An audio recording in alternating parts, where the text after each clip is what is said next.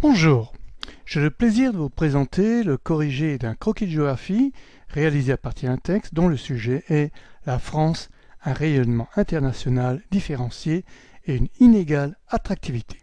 Alors pour démarrer, bien sûr, la petite main ici qui vous indique où aller.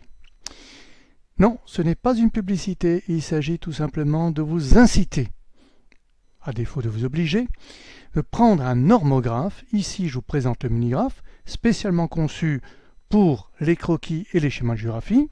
Vous pourrez l'obtenir sur le site où vous avez pris ce logiciel, cette application, mais tout autre normographe est bien sûr bienvenu aussi. Pourquoi?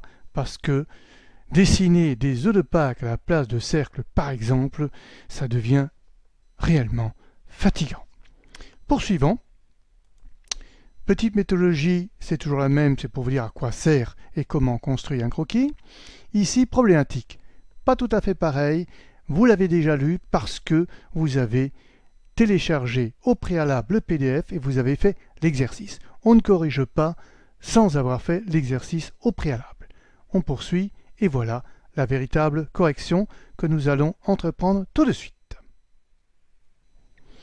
Et avant de commencer, un petit tour du propriétaire pour celles et ceux qui viendraient nous rejoindre. Ça fait un peu plateau de télé, mais bon, il y a toujours qui voient la première fois ce type d'application.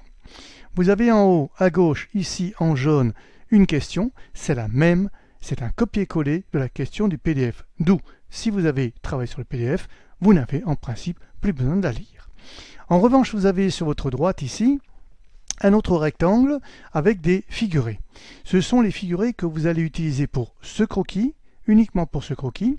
Il n'y a aucun piège, aucun figuré n'étant trop, aucun ne manque et aucune couleur n'a été attribuée par erreur. Vous voyez par exemple ici, il n'y a aucun figuré linéaire. Pourquoi? Parce qu'il n'y aura pas de figuré linéaire pour ce croquis.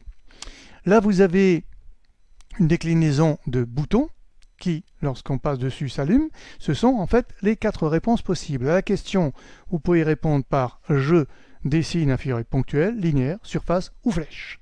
Attention, beaucoup de manuels présentent encore le figuré linéaire et de flèche de la même manière. C'est un seul figuré, linéaire et flèche. Non, une flèche c'est une flèche, un linéaire c'est un linéaire.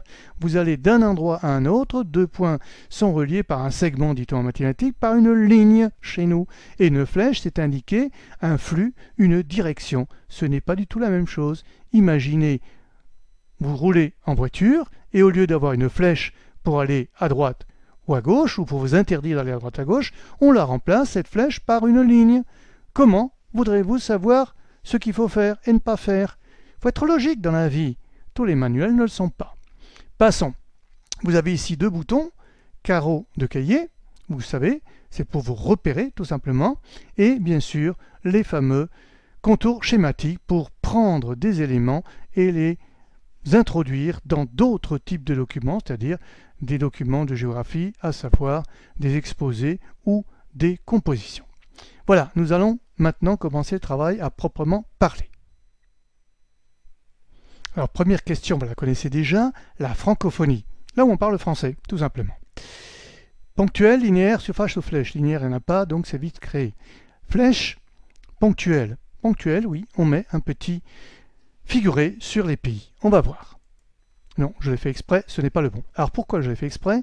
Pour vous montrer que même si vous n'avez pas le bon figuré, je vous explique pourquoi ce figuré n'est pas bon. Il y a toujours une explication ici qui se met à cet emplacement. Si c'est bon, je vous dis pourquoi. Si ce n'est pas bon, je vous dis pourquoi aussi. Ce n'est jamais vide. Donc évidemment, ce sera surface. Là, une grande explication. Pourquoi jaune? C'est pas par hasard, vous le lirez, et c'est en le lisant que vous apprendrez à faire par vous-même, dorénavant, des schémas et des croquis de géographie. Ce n'est pas simplement pour faire joli, c'est pour vous apprendre. Vous avez trouvé?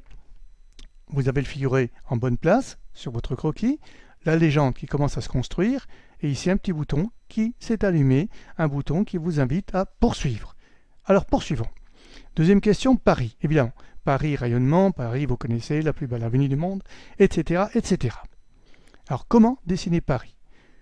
Surface, peu probable, c'est trop petit. Flèche, peu probable.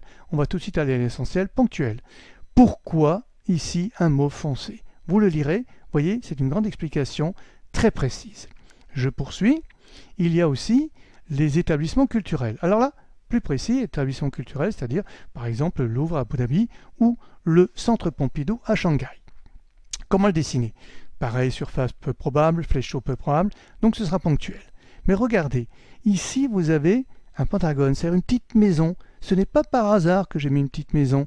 Vous lirez pourquoi cette petite maison, alors que d'autres, dans des manuels par exemple, vous verrez un carré, un rectangle, un rond, que sais-je. Non, une petite maison, c'est plus évocateur, vous le lirez. On poursuit. Il y a aussi les territoires ultramarins. Bien sûr, on en parle, on aimerait y aller pour certains, moi-même j'aimerais y aller. Pas possible, trop cher, mais enfin, ils existent. Il y a le territoire lui-même, c'est-à-dire souvent un île ou une île, un îlot ou une île, mais il y a aussi toute la zone autour, ce qu'on appelle la ZEE, qui permet à la France d'être parmi les grandes puissances maritimes.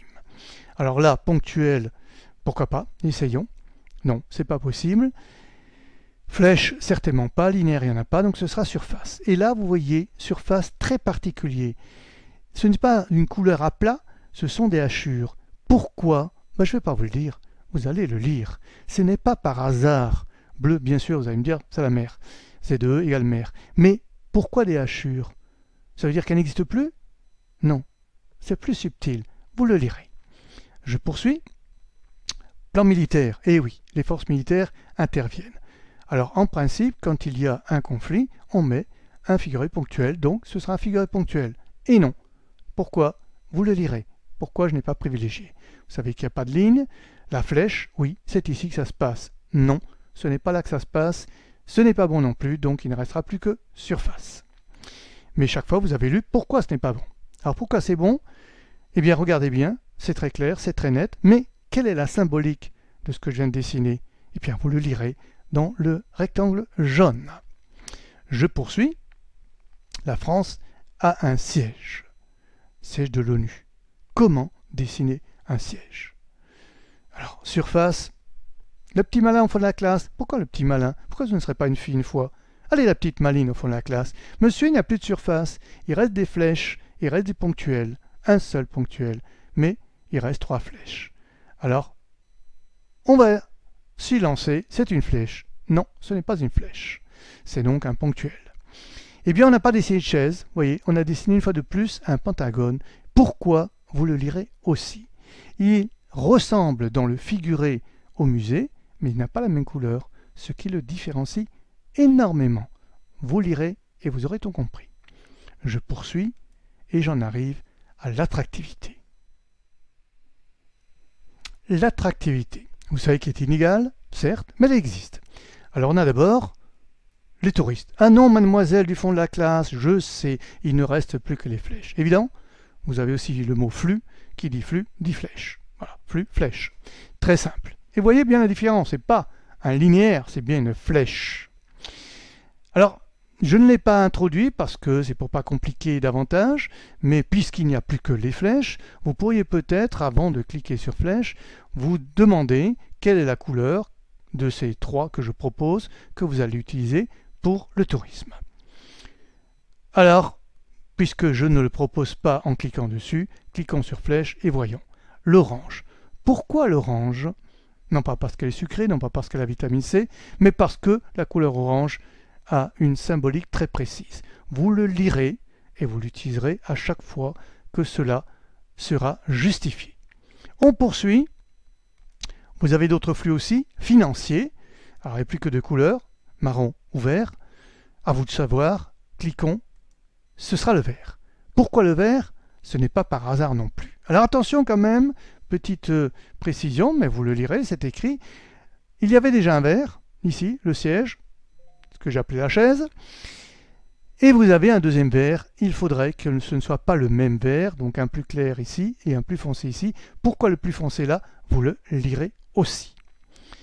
Et enfin, on a les fameux flux migratoires, c'est-à-dire ces personnes qui se déplacent pour venir durablement ou assez longtemps dans notre pays. Alors, toujours flèche, il n'y a plus autre chose. Un marron. Pourquoi le marron?